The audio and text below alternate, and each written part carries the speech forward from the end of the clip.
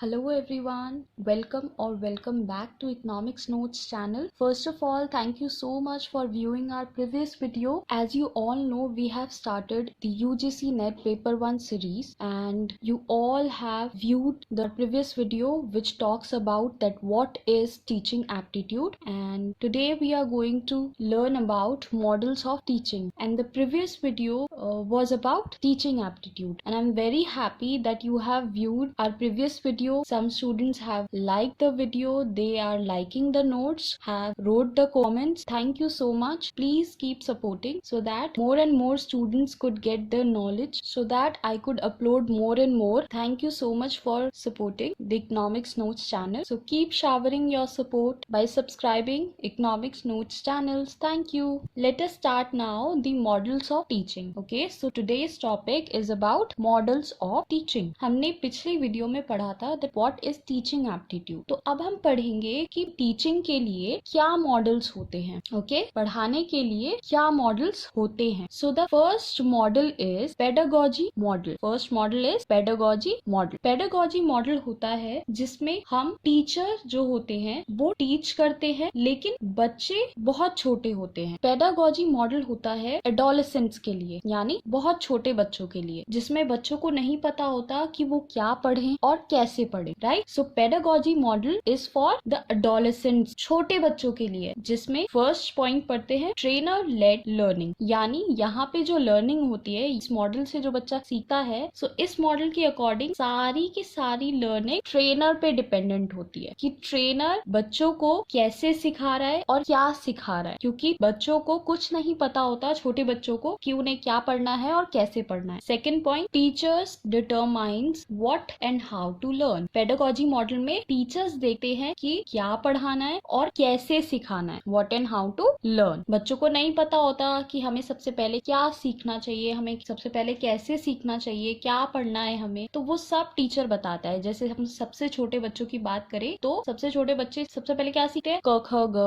1 2 3 यानी counting and ABCD. Right, सो उस सब के लिए बच्चों को टीचर ही बताता है कि पहले A आएगा, फिर B आएगा, फिर C आएगा. राइट, और उसको कैसे करना है वो प्रैक्टिस करवाते हैं और नोटबुक पे लिखवाते हैं. तो जो भी होता है ABCD या 1 2 3 या जो भी चीज है वो सब कुछ प्रैक्टिस से आता है, तो इसीलिए वो टीचर नोटबुक पे बार बार लिखवाते हैं. क्लास वर्क में भी होता है, उन्हें वही चीज वो होमवर्क में भी देते हैं टीचर्स जो होते हैं. राइट, तो इस पेडागॉजी मॉडल में टीचर ही देखते हैं कि बच्चों को क्या पढ़ाना है और कैसे पढ़ाना है. The learner is dependent. Pedagogy model में लर्नर टीचर पे डिपेंडेंट रहता है. लर्नर हमेशा टीचर पे डिपेंडेंट रहता है. उसे कुछ नहीं पता, जैसे कि मैंने पहले भी कहा, उसे कुछ नहीं पता कि क्या सीखना है, कैसे सीखना है, इसलिए टीचर ही उनको गाइड करता है जो भी कुछ करना है. तो कम्प्लीटली जो लर्नर है वो कम्प्लीटली टीचर पर डिपेंडेंट है. Learners take no responsibility for their learning. Learners कोई रिस्पॉन्सिबिलिटी नहीं लेते हैं उनकी लर्निंग के, क्योंकि सारी की सारी रिस्पॉन्सिबिलिटी पेडागॉजी मॉडल में किसकी हुई, टीचर की हुई, क्योंकि लर्नर पूरी तरह कम्प्लीटली किस पे डिपेंडेंट है, टीचर पे डिपेंडेंट है. इसीलिए learners take no responsibility for their learning. आप अगर खुद भी पढ़ाते होगे तो आपको पता होगा जो सबसे छोटे बच्चे होते हैं, जो बहुत छोटे बच्चे होते हैं, उनकी रिस्पॉन्सिबिलिटी पूरी की पूरी आप ही की हो जाती है. पेरेंट्स भी आप ही को रिस्पॉन्सिबल मानते हैं कि वो फेल हुए या पास हुए, जो भी हुआ, जैसे भी नंबर आए, उन सब की रिस्पॉन्सिबिलिटी आपके ऊपर ही रखते हैं कि आप ही इनके नंबर्स के रिस्पॉन्सिबल है, क्योंकि वो बच्चा तो कुछ नहीं जानता ना, उसको तो आप जैसा पढ़ा रहे हैं, जैसा गाइड कर रहे हैं, वही उसका लर्निंग है. राइट, सो इसीलिए learners take no responsibility for their learning. The last point, motivation derives from external sources. So pedagogy model में जो मोटिवेशन होती है वो सारे एक्सटर्नल सोर्सेस से मिलती है, जैसे कि उनके पेरेंट्स हो गए, या उनके ट्यूटर हो गए, या उनके स्कूल टीचर्स हो गए. तो जो भी उनकी मोटिवेशन होती है वो उनके एक्सटर्नल सोर्सेस से ही उनको मिलती है. या तो उनको पेरेंट्स से मोटिवेशन मिलेगा, मिलेगा कि यस बच्चे आप पढ़िए, आप और सीखिए, मतलब जो भी उनको मोटिवेशन मिलनी है वो या तो पेरेंट्स से मिलेगी या ट्यूटर से मिलेगी या फिर स्कूल टीचर्स से मिलेगी. So this was the pedagogy model, the first model of teaching. The second model is andragogy model. Andragogy model में क्या होता है? एंड्रागोजी मॉडल होता है एडल्ट बच्चों के लिए, यानी जो थोड़े बड़े हो गए हैं, राइट, उन बच्चों के लिए होता है एंड्रागोजी मॉडल, जिसमें उन्हें ये तो पता होता है कि उन्हें क्या पढ़ना है, बट उन्हें ये नहीं पता होता कि कैसे पढ़ना है. अभी ऊपर हमने मॉडल में बात करी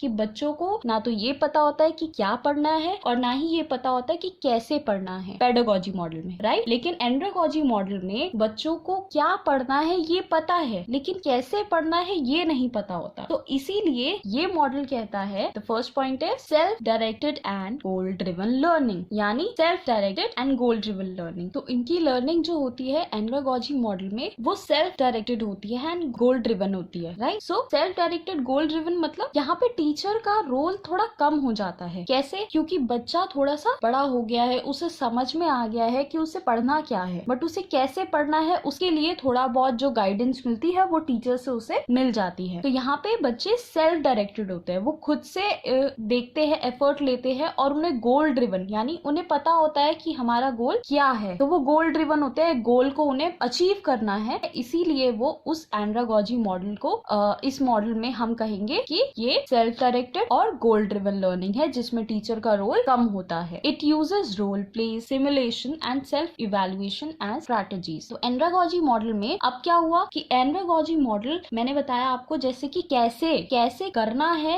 ये बच्चों को बताना पड़ता है, उन्हें सिखाना पड़ता है. तो जैसे रोल प्लेस होते हैं स्कूल में, राइट, तो रोल प्लेस से वो अलग अलग एक्टिविटीज करते हैं जिससे वो समझते हैं कि अच्छा हमें यहाँ पे ये करना है, राइट. उस रोल को वो प्ले करके उस कैरेक्टर के बारे में समझते हैं, हेल्पर्स के बारे में समझते हैं, बहुत सारी चीजें जो स्कूल्स में होती है रोल प्लेस के थ्रू. तो रोल प्ले इस एंड्रागोजी मॉडल के अंदर आता है. नेक्स्ट आता है सिमुलेशन एंड सेल्फ इवैल्यूएशन. तो सिमुलेशन क्या होता है? सिमुलेशन होता है जैसे किसी को प्लेन उड़ाना सीखना है फॉर एग्जाम्पल, तो वो सीधा प्लेन उड़ाने के लिए नहीं देते हैं. पायलट बनना है तो सब सीधा प्लेन उड़ाने के उन्हें नहीं देते हैं कि आप प्लेन में बैठिए और उड़ा के दिखाइए. नहीं, उन्हें पहले प्रैक्टिस करने के लिए, पायलट को पहले प्रैक्टिस करने के लिए एक सिमुलेटर दिया जाता है. सिमुलेटर होता है एक प्लेन जैसा बनाया जाता है और उसके अंदर उसे बिठाया जाता है. गेम समझ लीजिए आप उसे, कि एक तरीके की गेम होती है. तो उस गेम के अंदर उन्हें लगता है कि वो उड़ रहा है, उसमें सारी डिस्टेंस, हाइट, सब कुछ मेजरमेंट आ रही होती है कि कितने लेवल पे उड़ रहे हैं. तो वो गेम की तरह होता है, बट दिख ऐसे रहा होता है कि हम उस एक प्लेन में बैठे हैं, राइट. तो एक ऐसा सिमुलेटर होता है, एक प्लेन ही होता है बट सिमुलेटर होता है, उसके अंदर वो बैठा होता है और वो उसको उड़ाता है. जैसे वो उसको उड़ाता है तो उसे डिस्टेंस, हाइट उसको लिखी हुई आती है. एक्चुअल में वो उड़ नहीं रहा होता, लेकिन वो उसे प्रैक्टिस के लिए यूज करता है. इसीलिए जो रोल प्लेस है, सिमुलेशन है या सेल्फ इवैल्यूएशन, ये तीनों ये जो स्ट्रैटेजीज है वो यूज की जाती है टीचर के द्वारा. अगर हम इस मॉडल की बात करें तो इसमें टीचर का ये रोल है, राइट, कि वो बच्चों से रोल प्लेस कराती हैं, सिमुलेशन कराती हैं, कि प्रैक्टिस करवाती हैं, और सेल्फ इवैल्यूएशन, बच्चे उस चीज को सेल्फ इवैल्यूएट करते हैं कि हमने जो आज टेस्ट दिया, आज इसमें क्या गलती की हमने, क्या इसमें हम क्या लिख सकते थे जो हमारा आंसर करेक्ट हो जाता. तो ये जो तीन स्ट्रैटेजीज है ये इस मॉडल में यूज होती है. The next is learners are independent. यहाँ पे लर्नर्स डिपेंडेंट नहीं होते किसी पे, वो इंडिपेंडेंट होते हैं एंड प्रॉब्लम सॉल्वर्स, और प्रॉब्लम को सॉल्व करते हैं. So here learners are independent. Learners seek guidance for the direction of learning. Learners को गाइडेंस चाहिए होती है लर्निंग के लिए. जैसे कि मैंने आपको कहा कि यहाँ पे टीचर का रोल कम होता है, तो वो जो रोल होता है टीचर का वो क्या होता है कि लर्नर्स को गाइडेंस चाहिए होती है कि हम किस दिशा में इस चीज को पढ़ें, हम किस दिशा में जाएं कि हम ये चीज सीख सकें, राइट. तो उसके लिए लर्नर्स को जो गाइडेंस चाहिए होती है वहां पे टीचर का रोल प्ले होता है. यहाँ पे टीचर उनको गाइड करते हैं. So learners seek guidance for the direction of learning. Motivation is interesting. The last point is motivation is intrinsic. यानी मोटिवेशन यहाँ पे बच्चों को कैसे मिलती है, इस मॉडल में बच्चों को कैसे मिलती है? इंट्रिंसिक, यानी आंतरिक रूप से उनको मोटिवेशन मिलती है. वो अंदर से ही अपनी मोटिवेशन ढूंढते हैं. जैसे ऊपर तो मोटिवेशन एक्सटर्नल फोर्सेस से मिल रही थी। यानी पेडागोजी मॉडल में हमने पढ़ा कि मोटिवेशन एक्सटर्नल सोर्सेस से मिल रही है, लेकिन एंड्रोगोजी मॉडल में क्या है कि मोटिवेशन इंट्रिंसिक है, आंतरिक रूप से ही उनको मोटिवेशन प्रेरणा मिलती है। यहाँ पे जरूरी नहीं होता कि पेरेंट्स उन्हें मोटिवेट कर रहे हैं या कोई और ट्यूटर या स्कूल टीचर्स उन्हें मोटिवेट कर रहे हैं। यहाँ पे मोटिवेशन खुद से आती है जब उन्हें लगता है कि हाँ हम ये सीख रहे हैं और हमें इंटरेस्ट आ रहा है। वो इंटरेस्ट डेवलप होते होते उनको उस चीज की मोटिवेशन मिलने लग जाती है, और जैसे ही वो गोल अचीव कर लेते हैं, जिस गोल के लिए वो काम कर रहे होते हैं, पढ़ रहे होते हैं या सीख रहे होते हैं, तो उस गोल को अचीव करने के बाद उनकी मोटिवेशन और बढ़ जाती है। Right, so this is what andragogy model. The last model, the last and the third model is heutagogy model. What it is? Heutagogy model. यहाँ पे ये जो ह्यूटागोजी मॉडल है, it is self determined learning. ये सबसे बड़े बच्चों के लिए हो गया कि ये तो लेवल 3 हो गया कि यहाँ पे जो बच्चे होंगे वो खुद से सीखेंगे, वो सेल्फ डिटर्मिन्ड लर्निंग करेंगे, यानी खुद से सीखेंगे। उन्हें किसी की हेल्प की, किसी की गाइडेंस की जरूरत नहीं है, वो जो करेंगे वो खुद से सीखेंगे। Right, this model is self determined learning. The next is the learners know their destination and are problem finders. यहाँ पे जो learners होते हैं उन्हें अपनी destination पता होती है। उन्हें ना तो यहाँ पे ढूंढना है कि उन्हें क्या पढ़ना है, ना ही उन्हें ढूंढना है कि कैसे करना है। यहाँ पे वो अपने चीजों के solution खुद ढूंढते हैं, अपनी problems के solution खुद ढूंढते हैं। Learners know their destination, उन्हें अपनी destination पता होती है कि उन्हें क्या अचीव करना है, कहाँ जाना है, उन्हें कहाँ पहुंचना है। एंड आर प्रॉब्लम फाइंडर्स, और प्रॉब्लम फाइंडर्स होते हैं, उन्हें अपनी प्रॉब्लम के सॉल्यूशन खुद ढूंढना होता है। The next is learners accept full responsibility for their learning because they are self determined. Right, वो खुद से सीख रहे हैं, तो जो लर्नर्स है वो अपनी लर्निंग की responsibility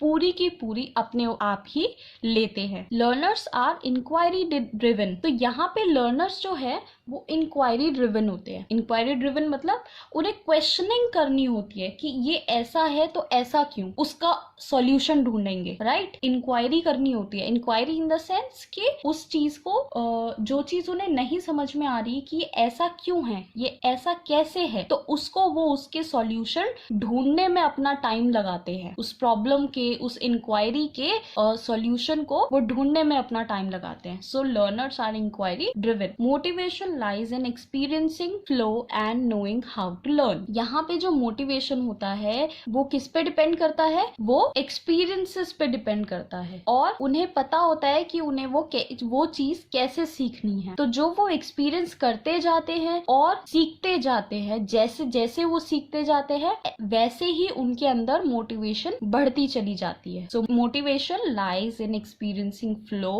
and knowing how to learn. This is what all about ह्यूटागोजी model, which is the third model of teaching. Now here you can see there is level 3, level 2 and level 1, right? So level 1 is all about pedagogy. जो pedagogy model हमने सबसे पहले पढ़ा, level 1 is about pedagogy, which says engagement, The level 2 is about andragogy model, the second model of teaching, which says cultivation, and the level 3 is about ह्यूटागोजी model, which is the third model of teaching, which says realization. Right, so these are the 3 level, जिसमें पहला pedagogy, दूसरा andragogy and तीसरा ह्यूटागोजी model। जिसमें pedagogy में हमें engagement लानी होती है बच्चे की। राइट, उसे engage करना पड़ता है कि वो कैसे सीखे और क्या सीखे, उसके लिए हमें उन्हें engage करना होता है। andragogy model में हमें उन्हें cultivate करना होता है। उनका दिमाग तो डेवलप हो चुका है कि क्या करना है, लेकिन कैसे करना है उस चीज की कल्टीवेशन हमें करनी होती है एज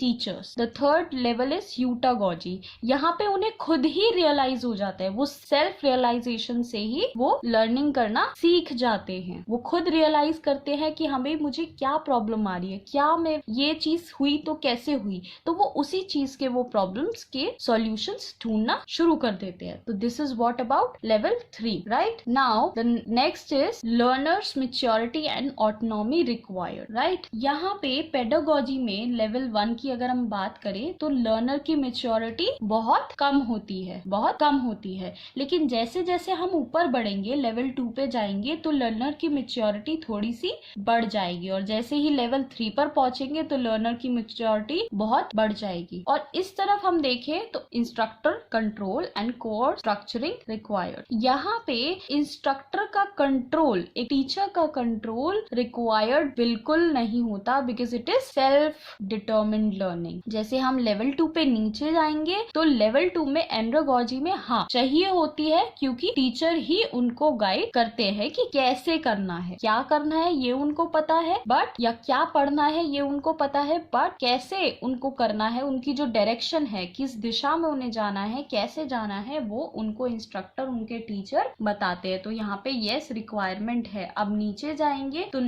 लास्ट लेवल पे पेडागोजी में तो बहुत ज्यादा रिक्वायरमेंट होती है इंस्ट्रक्टर की, इसीलिए वो जैसे जैसे ये लेवल 3 से हम लेवल 1 पे आते रहेंगे, इंस्ट्रक्टर कंट्रोल या टीचर की जो रिक्वायरमेंट है वो बढ़ती चली जाएगी। और यहाँ से लेवल 1 से हम जब लेवल 3 पर जाएंगे तो लर्नर की मैच्योरिटी बढ़ती चली जाएगी, right? So this is all about model of teaching. This is all about model of teaching. So in this video we have learned that what are the 3 models of teaching and what does they mean, उनका meaning क्या होता है उन तीनों models का, right? So we have learned this in this video. Thank you so much everyone. I hope you understood the concept of model of teaching. So next video will be about methods of teaching and variants of teaching. So we will meet in the next video. Thank you so much everyone. If you like the notes, please do like that video and share it with your friends, and please do subscribe the channel so that I could upload more and more videos and